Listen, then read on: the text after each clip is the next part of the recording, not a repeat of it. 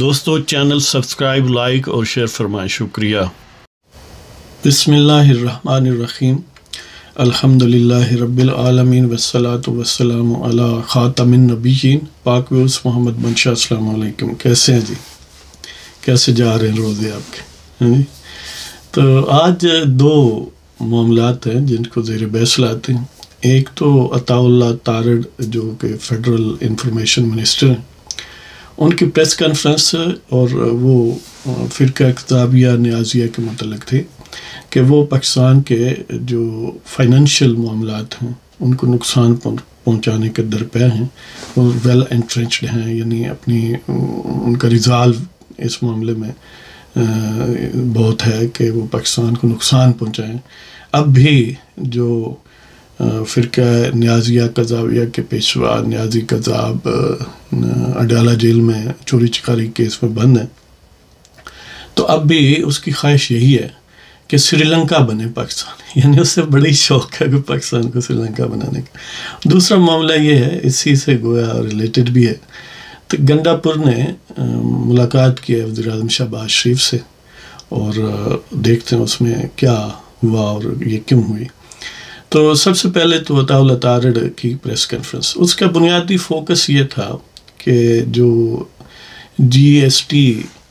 یعنی general sales tax ہے پاکستان کی ایکسپورٹس پر یورپین یونین میں، یورپین مارکیٹ میں، وہ آپ کو پتہ ہے جی ایس پی پلس سٹیٹس ملا تھا نون لیگ کی جب حکومت تھی 2014 میں پاکستان کو۔ اس کا سادہ ترین لفظوں میں فائدہ یہ ہے کہ وہاں پر اس پر سیلز ٹیکس اور جو یعنی انکمنگ کسی بھی ملک میں مال ہوتا ہے اس پر جو ٹیکسز لگتے ہیں وہ منیمائز ہوں گے۔ ظاہر ہے یہ کسی ملک کے ایکسپورٹس کو بڑھانے کے لیے یہ بڑی اہم بات ہے کہ اگر یہ ایک جنرل طریقہ ہے کسی ملک کا، ایک خاص ملک کو اگر ٹارگٹ وہ کرتا ہے کہ اس کی اپنے ملک میں جو امپورٹس ہو کے چیزیں آتی ہیں ان پر کوئی زیادہ ٹیکسز ڈیوٹی وغیرہ لگا دیتا ہے، سیلز ٹیکس لگا دیتا ہے، تو اس سے وہ چیز مہنگی ہو جاتی ہے اور مارکیٹ میں باقی کمپیٹیٹرز کے مقابلے میں ظاہر ہے وہ پھر سسٹین نہیں کر سکتی۔ تو یہ ایک وائٹل فائنینشیل انٹرسٹ ہے، اکنامک انٹرسٹ ہے ملک کی۔ تو جو نون لیگ کی حکومت ہی کے دور میں 2014 میں پاکستان کو جی ایس پی پلس سٹیٹس ملا تھا یورپین مارکیٹ کے حوالے سے، وہ عطا اللہ تارڑ صاحب کہتے ہیں کہ پی ٹی آئی جو ہے وہ ان کو خطوط لکھنے کا پروگرام ہے ان کا کہ یورپین یونین کو لکھیں کہ ان کو مارکیٹ میں جو ایک پریفرڈ سٹیٹس ہے جی ایس پی پلس ہے پاکستان کا وہ ختم کیا جائے، اس لیے کہ نیازی قذاب جو ہے وہ ناخوش ہے۔ امیجن کریں کتنی خواہشیں ہیں اس شخص کی، اور اس والے سے یہ ایک میں سمجھتا ہوں کہ بڑی حد تک پری ایمپشن تھی حکومت کی طرف سے کہ انہوں نے اس چیز کو تشتزبام کیا in line with past practices. آپ دیکھتے ہیں کہ ابھی ریسنٹلی انہوں نے آئی ایم ایف کو خط لکھے، اور اس سے پہلے بھی جب پی ڈی ایم کی حکومت تھی تو اس وقت ان کے جو سابق، بلکہ اس وقت وزیر خزانہ صوبوں کے تھے، اور شوکت ترین جو اس وقت وزیر خزانہ رہا تھا، سابق ہو چکا تھا، ان سب نے یعنی پنجاب اور خیبر پختونخوا کے وزراء خزانہ نے اور شوکت ترین نے یہ خطوط لکھے تھے آئی ایم ایف کو، اور اس چیز کو پھر ریپیٹ کیا گیا۔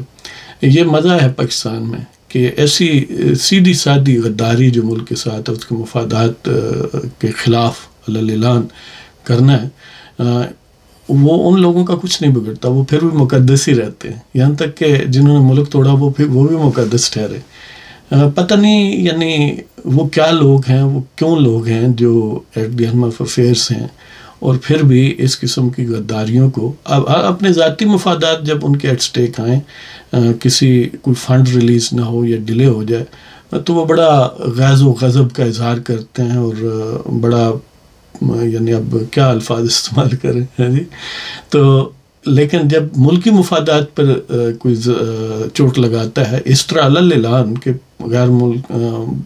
ممالک کو خط لکھ رہا ہے، بین الاقوامی فائنینشیل انسٹیٹیوشنز کو کنونس کر رہا ہے، لابینگ کر رہا ہے پاکستان کو فوائد نہ پہنچے، پاکستان کی معیشت برباد ہو، علی اعلان کہتے ہیں کہ ہم نے اس کو سری لنکا بنانا ہے، اور پھر بھی ان بدبختوں کو یعنی اب دیکھ لیں کہ نیازی قذاب جو ہر وقت پاکستان پر بھونکتا ہے یا پاکستان کے لیڈروں پر بھونکتا ہے، لیکن اس کو VIP سٹیٹس ہے، اس کو گویا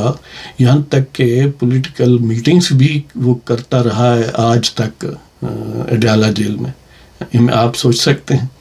جبکہ عام آدمی جو ہے وہ اس کی تو ملاقات بھی بڑی اوکھا ہوندی ہے جی۔ تو بہرحال یہ طارق صاحب نے گویا پریمپٹ کیا ہے کہ وہ یہ کرنے والے ہیں، جبکہ PTI نے اس کی تردید کی ہے کہ ہم تو نہیں جی، ہم یہ ہے اور وہ ہے، لیکن ان کا اگر پاسٹ پریکٹسز دیکھیں IMF کو جو خط لکھ سکتے ہیں، انہیں کوئی اتنا مسئلہ نہیں ہے کہ وہ یورپین یونین کو یا یورپین مارکیٹ کے حوالے سے پاکستان کے مفادات کے خلاف خط و کتابت کریں اور اپنی لابینگ کریں۔ لہذا یہاں تک تو طارق صاحب نے ٹھیک کیا ہے کہ ان کی ریشہ دوانیوں کو تشتبام کیا ہے، لیکن اس پر ویجیلنٹ بھی رہنا چاہیے کہ جب وہ لکھ ہی دیں یا لکھ چکے اگر ہیں تو وہ کنکریٹ پروف بہرحال میڈیا کے سامنے ہونا چاہیے، لوگوں کے سامنے ہونا چاہیے، تاکہ عوام کو پتہ چلے کہ ان کے دشمن کون ہیں، کہ وہ جو ٹھگز ہیں، جو چوری چکاری میں ویسے سزا یافتہ بھی ہیں، لیکن پھر بھی یہی حکومت، ہم اب یہی کہیں گے نا کہ یہ ان کو مراعات بھی دے رہی ہے۔ اور ساتھ یہ بھی ہے کہ ہم طارق صاحب سے یہ دست عرض کرتے ہیں کہ حضور دہاڑی حکومت ہے، اگر وہ لکھ رہے ہیں تو قانون اگر موجود ہے تو پھر حرکت میں لے کے آئیں قانون کو، اگر نہیں تو آپ کو قانون سازی کا حق ہے کہ یہ قانون بنائیں کہ جس نے بھی پاکستان کے مفادات کے خلاف، یعنی خاص طور پر معاشی نقصان پہنچانے کے لیے بین الاقوامی انسٹیٹیوشنز کو خطوط لکھے کہ ان کی امداد بند کی جائے، یا کسی بھی حوالے سے detrimental to the interest, economic interest of Pakistan, وہ ان کو کنویسنگ کرتے ہیں، لابینگ کرتے ہیں، خطوط لکھتے ہیں، اور فنانشل انسٹیٹیوشنز کے علاوہ جو بین الاقوامی ادارے ہیں جیسے یورپین مارکیٹ ہے یا یورپین یونین ہے، مختلف ممالک ہیں، تو ایسے شخص کو واقعتاً مطلب ہے اس کو سیڈیشن یا بغاوت یا غداری یا کچھ نہ کچھ تو قانون اس معاملے میں ہونا چاہیے، یا اگر ہے تو اس کو حرکت میں لیں، نہیں ہے تو بنائیں۔ ان بغیرتوں کو ذرا یعنی مزہ تو چکھائیں۔ اگر آپ یہ نہیں کرتے تو ویسے میں کرتے رہتے ہیں TV پر بیٹھ کر ادھر ادھر، تو اس کا مطلب ہم یہی سمجھیں گے کہ آپ بھی ایکٹنگ کر رہے ہیں، ہاں جی، یا یہ ان کے خلاف ایکشن لیں، تو یا پھر بس وہ برداشت کریں، ٹھیک ہے، انہیں حق پہنچتا ہے اور پاکستان کو برباد کرنے کا۔ اور آپ کو حکومت کس خواہش، یعنی آپ نے حکومت کیوں لی ہے جب جو پاکستان کے دشمن ہیں ان کے خلاف کوئی کارروائی نہیں کرنی تو، ہیں جی۔ تو بہرحال دوسری طرف یہ ہے کہ گنڈا پور صاحب ہیں، ظاہر ہے گندا پور جس کو میں کہتا ہوں، وہ انہوں نے چیف اپنا پرائم منسٹر شہباز شریف سے ملاقات کی ہے،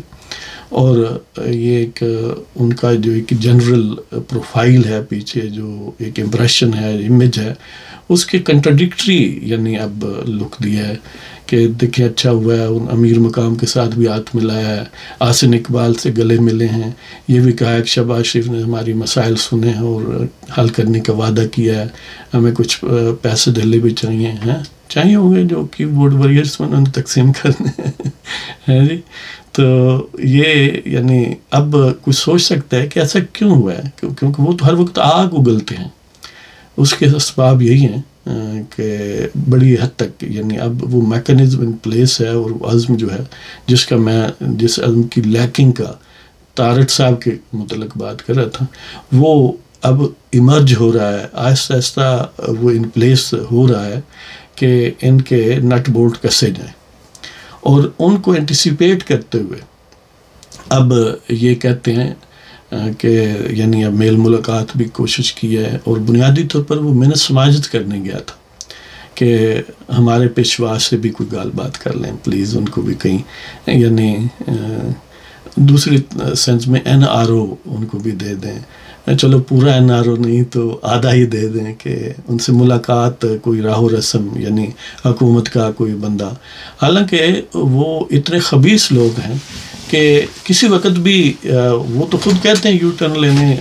لینا جو ہے وہ سعادت کی بات ہے، یعنی جھوٹ بولنا اور باتوں سے پھر جانا، تو اس حوالے سے ہم نہیں سمجھتے کہ وہ کوئی اس معاملے میں سنجیدہ ہوں گے۔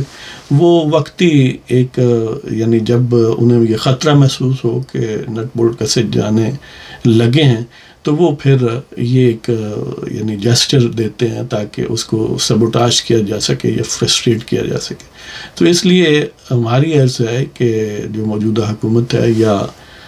جو اپنے تئیں ملک کے مالک سمجھے جاتے ہیں یا سمجھتے ہیں اپنے آپ کو کہ یہ دشمن تمہارے لگائے ہوئے ہیں، یہ جو سمجھ لیں کہ کانٹے دار پودے ہیں یہ آپ نے اگائے ہیں، باجوے نے اگائے ہیں، فیض حمید نے، رحیل شریف نے، اور اب اگر یہ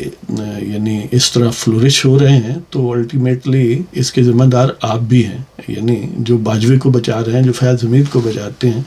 تو ان کو یہ سوچنا چاہیے کہ یہ یعنی کیا چیزیں ہیں. آپ یک وقت کہیں رخ رکھتے ہو یا ملٹی فیسٹڈ ہو، کیا ہو. تو ان کے ساتھ ساتھ جو سویلین حکومت ہے، ہم ان سے بھی یہ کہتے ہیں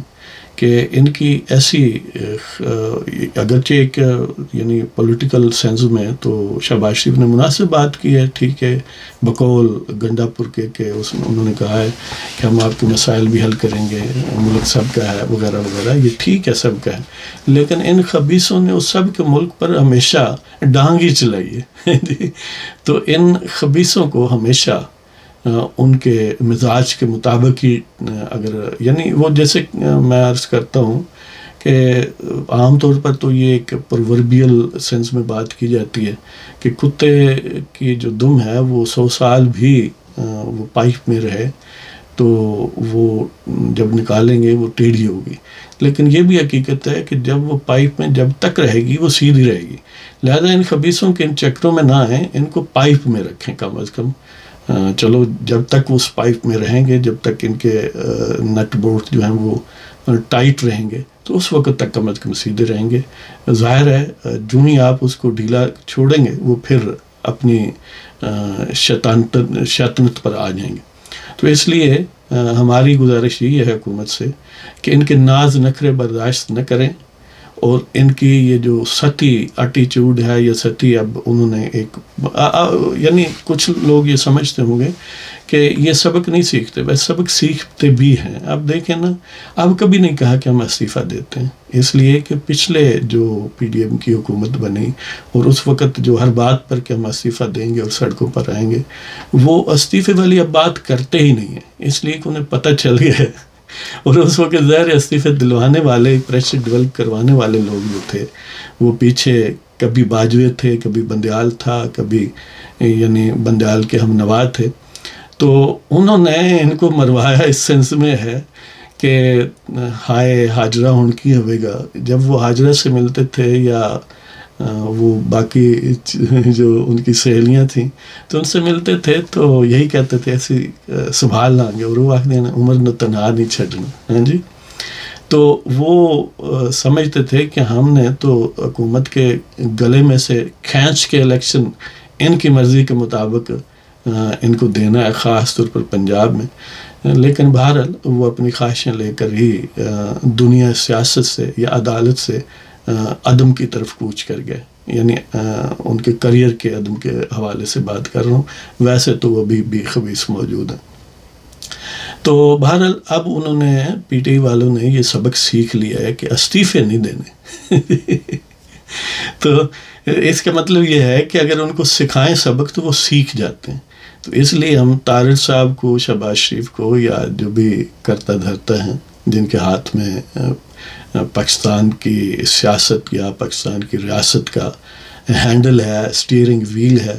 انہیں چاہیے کہ ان کو بہرحال وہ کتے والی دم والا پائپ جو ہے اس میں ہی رکھیں، اور جب تک یہ اندر سے بول کے نہ کہیں